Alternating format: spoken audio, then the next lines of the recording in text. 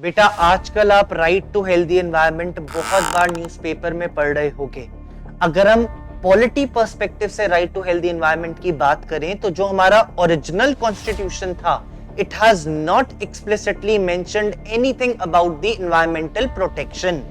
ये तो Supreme Court ने article 21 right to life and personal liberty को एक्सपैंड किया और राइट टू हेल्दी एनवायरनमेंट की इसमें बात करी। उसके बाद 42nd कॉन्स्टिट्यूशनल अमेंडमेंट 1976 के तहत दो आर्टिकल्स को ऐड किया। पहला आर्टिकल 48A और दूसरा आर्टिकल 51A सब क्लॉज जी। अब 48A इज अ डीपीएसपी। अब 48A के तहत सरकार के ऊपर एक ऑब्लिगेशन लगाई गई to protect and improve the natural environment. 51A sub clause G के तहत हम सबकी, हर सिटीजन की फंडामेंटल ड्यूटी को बताया गया कि हमारा कर्तव्य है इस पर्यावरण को बचाना, to protect the lake, to protect the wildlife, to protect the forest. और उसी के बाद सुप्रीम कोर्ट ने अपने बहुत सारे जजमेंट्स के तहत भी एनवायरमेंटल प्रोटेक्शन की बात करी।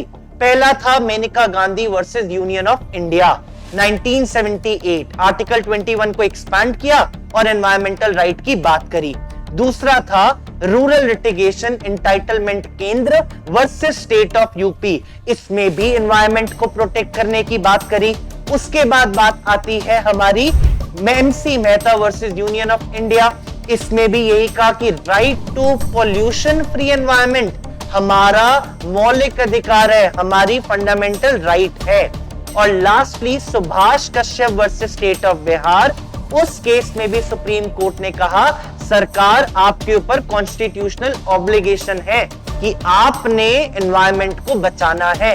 अब आपने ये चारों जजमेंट को यूज करना है अपने मेंस आंसर में। आपको 48A को यूज करना है, 51A क्लॉज जी को यूज करना है और ये याद रखना है original constitution did not explicitly mention anything about the environment protection. Okay